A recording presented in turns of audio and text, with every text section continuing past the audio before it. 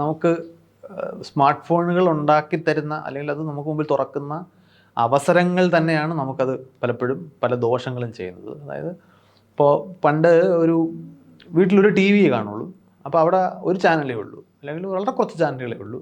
അപ്പോൾ നമ്മൾ ആ പരിപാടി ഏതാണ്ട് എല്ലാവരും ആസ്വദിക്കുന്നതായിരിക്കും. അപ്പോൾ വീട്ടിലെല്ലാവരും ഒരുമിച്ചിരുന്നായിരിക്കും ഇത് കാണുന്നത്. അപ്പോൾ ആ സമയത്തൊരു ഇൻട്രാക്ഷൻ ആളുകൾക്കിടയിൽ ഉണ്ടാകും. ഇപ്പോൾ അങ്ങനെയല്ല, പാരൻസിനും കുട്ടികൾക്കും ഓരോരുത്തർക്കും ഓരോ ഡിവൈസാണ്. അപ്പോൾ ഓരോരുത്തരുടെയും താല്പര്യങ്ങൾക്കനുസരിച്ചിട്ട് എക്സ്പ്ലോർ ചെയ്യാനുള്ള ഓപ്ഷൻസ് അവിടെ ഉണ്ട്. അപ്പോൾ അവർ അവരുടേതായ രീതിയിൽ ഈ അവരുടെ എൻ്റർടൈൻമെൻറ്റ് അവരുടെ കയ്യിൽ തന്നെ അവർ കണ്ടെത്തുന്നു. അപ്പോൾ അങ്ങനെ വരുമ്പോൾ ഇതിൻ്റെ ഒരു നീഡ്, അതൊരു സോഷ്യൽ നീഡാണ്. പക്ഷേ അതൊരു ഇമ്മീഡിയറ്റ് നീഡായിട്ട് നമുക്ക് അനുഭവപ്പെടില്ല. നീ പറഞ്ഞതുപോലെ ഒരു ആളുമായിട്ടുള്ള ഒരു റിലേഷൻഷിപ്പിൻ്റെ ഏത് തരത്തിലുള്ള ബന്ധമായാലും, അത് പാരൻറ്റുമായിട്ടുള്ള ബന്ധമായാലും ബ്രദർ സിസ്റ്റർ അങ്ങനെയുള്ള സിബ്ലിങ്സിനിടയ്ക്കുള്ള ബന്ധമായാലും, അതൊരു ഇമ്മീഡിയറ്റ് ആയിട്ട് ഒരു സെക്കൻഡ് കൊണ്ട് ബിൽഡ് ചെയ്ത് ഒരു സെക്കൻഡ് കൊണ്ട് യൂസ്ഫുൾ ആണെന്ന് ബോധ്യപ്പെടുന്ന തരം ബന്ധങ്ങളല്ല.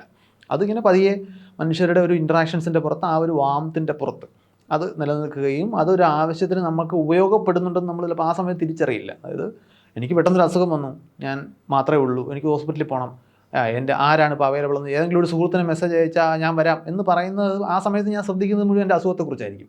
അങ്ങനെ ഒരു സപ്പോർട്ട് സിസ്റ്റം അവിടെ ഉണ്ട് എന്ന് അപ്പോൾ ശ്രദ്ധിക്കില്ല.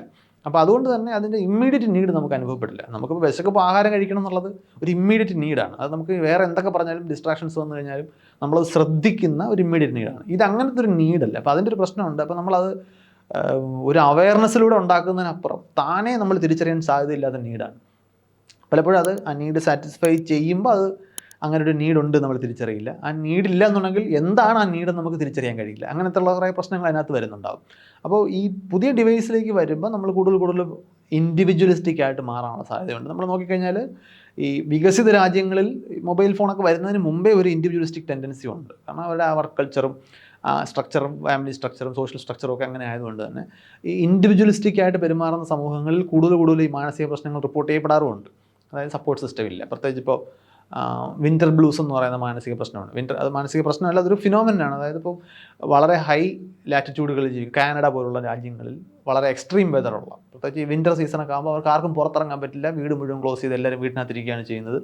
എവിടെ നോക്കിയാലും വെള്ള നിറത്തിൽ മഞ്ഞ് മൂടി കിടക്കുന്നു. ആ സമയത്ത് സ്വാഭാവികമായിട്ടും ഒരുപാട് പേര് ഈ ഡിപ്രസീവ് സ്റ്റേറ്റിലേക്ക് പോകും. അപ്പോൾ അതിനാണ് ഈ വിൻ്റർ ബ്ലൂസ് എന്ന് വിളിക്കുന്നത്. അതാണ് ഈ എൻവയൺമെൻറ്റൽ ഫാക്ടേഴ്സ് കാരണം മാനസിക അവസ്ഥകൾ മാറും. അപ്പോൾ ഈ നമ്മുടെ നാട്ടിൽ ഈ കാലാവസ്ഥ കൊണ്ട് മാത്രമല്ല, ഈ പുതിയ ഡിവൈസസ് വരുമ്പോൾ ഈ കൂടുതൽ ഇൻഡിവിജ്വലിസ്റ്റിക് ആയിട്ട് മാറാനുള്ള സാഹചര്യങ്ങളോടുണ്ട്. നമുക്ക് വേറൊരാളുടെ ആവശ്യമില്ല. ഇപ്പോൾ ഒരു ബോൾ കൈ കിട്ടിക്കഴിഞ്ഞാൽ അത് വെച്ച് എന്ത് ചെയ്യണമെന്ന് അറിഞ്ഞൂടാത്തൊരവസ്ഥയിലേക്ക് പലപ്പോഴും നമ്മുടെ കുട്ടികൾ പോകുന്നുണ്ടെന്ന് പലരും പരാതി പറയാറുണ്ട്. അതായത് നമുക്ക് കുട്ടിക്കാലത്ത് ബോൾ ഒരു വളരെ എസെൻഷ്യൽ, അതായത് മൊബൈൽ ഫോൺ സ്മാർട്ട് ഫോണിൻ്റെ ജനറേഷൻ അല്ലാത്ത അതിന് മുമ്പ് ജനിച്ച് കുട്ടിക്കാലം കടന്നുപോയ ആളുകളെ സംബന്ധിച്ചിടത്തോളം ബോൾ ഒരു പ്രധാനപ്പെട്ട ഒരു ഉപകരണമാണ്. നമുക്ക് നമ്മുടെ എൻ്റർടൈൻമെൻറ്റിൻ്റെ പ്രധാന സോഴ്സ് അതാണ്. പക്ഷേ ഇപ്പോൾ അങ്ങനെയല്ല. ഇപ്പോൾ ബോളിൻ്റെ ആവശ്യമില്ല. നമുക്കിപ്പോൾ അനിമേറ്റഡ് ഗെയിംസ് വളരെ മനുഷ്യൻ്റെ ഒരു റിയൽ ലൈഫ് പോലെ തോന്നിക്കുന്ന രീതിയിൽ സൗണ്ടായാലും വിഷ്വലായാലും ഒക്കെ വളരെ റിയലിസ്റ്റിക് ആണെന്ന് തോന്നുന്ന രീതിയിൽ ഒരു വാർ സിമുലേറ്റ് ചെയ്യുകയും നമുക്കവിടെ പങ്കെടുക്കുകയും കഴിയുന്നു. നമ്മൾ കൂടുതൽ ഇൻസെൻസിറ്റീവായിട്ട് മാറുന്നു. അതായത് അവിടെ നമ്മൾ ഒരാളെ കൊല്ലുകയാണ് എന്ന് അത്രയും വലിയൊരു സീരിയസ് ആക്റ്റാണെന്ന് തോന്നാത്ത രീതിയിൽ നമുക്ക് അവിടെ വേറൊരാളെ കൊല്ലാൻ കഴിയും. അപ്പോൾ നമ്മൾ അതിനോട് കൂടുതൽ ഇൻസെൻസിറ്റീവായിട്ട് മാറും. അപ്പോൾ ആ രീതിയിൽ ഒരു ജനറേഷൻ്റെ ബേസിക് വാല്യൂ സിസ്റ്റത്തെയും ബേസിക് നീഡ് എന്താണ് എന്ന് തിരിച്ചറിയുന്നതിനെയൊക്കെ സ്വാധീനിക്കാൻ മൊബൈൽ ഫോണുകൾ അല്ലെങ്കിൽ ഈ സ്മാർട്ട് ഫോൺ സാങ്കേതികവിദ്യക്ക് പറ്റും. അതിന് ഗുണങ്ങളുള്ളിടത്തോളം തന്നെ നമ്മൾ അറിഞ്ഞിരിക്കേണ്ട ഇത്തരം വശങ്ങളുമുണ്ട്. അത് നമ്മുടെ സോഷ്യൽ സർക്കിൾ കട്ട് ചെയ്യാനുള്ള സാധ്യത ഉണ്ടെന്നുണ്ടെങ്കിൽ അത് നമ്മൾ തിരിച്ചറിഞ്ഞ് പ്രിവെൻറ്റ് ചെയ്യേണ്ട ഒരു പ്രശ്നമാണ്.